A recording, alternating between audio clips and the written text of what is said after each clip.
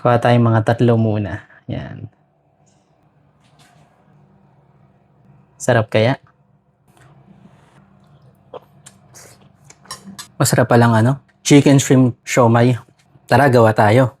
Meron naman ako ditong chicken breast. Meron din akong shrimp. Itatry ko tong food processor kung kaya niyang gawing Pinoy yung shrimp at saka chicken. Lagyan na natin yung chicken, yung shrimp. Pwede na siguro yan. Pwede na to. Isunod naman natin yung ibang ingredients. Carrots, sibuyas. Ayan, pwede na. Isama na natin sa chicken at saka shrimp. Ito na yung mixture. Ihahalo ko na din yung itlog, toyo, oyster sauce, sesame oil. Lagyan din natin ng asin. Nilagyan ko rin ng paminta pero hindi ko na-videohan. Ito, ladagdagan ko ng cornstarch. Pwede na siguro to. Pinag-halo-halo ko lang. Hinulaan ko lang yung yung recipe. Tignan natin kung magiging okay.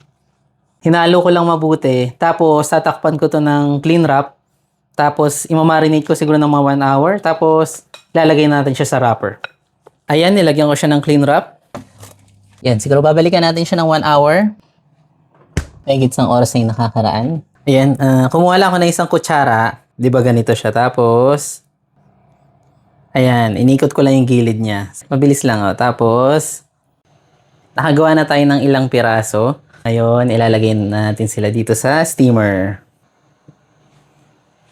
15, ayan, 15. Tapos, pakukulaan lang na i-steam lang natin ng 10 to 15 minutes. Tapos, balikan natin. Habang hinihintay nating maluto, gawa muna tayo ng sausawan. Tatansyahin ko lang to, toyo, lemon, at saka chili. Ito, homemade din yung chili namin. Si Baby din ang gumawa nito. Damihan natin. Ayan. Parang gusto ko pang dagdagan Ayan. Ayan. Parang masarap, no? Tingnan natin. Okay, saan kaya ito? Ayun. Ay, pangalawa.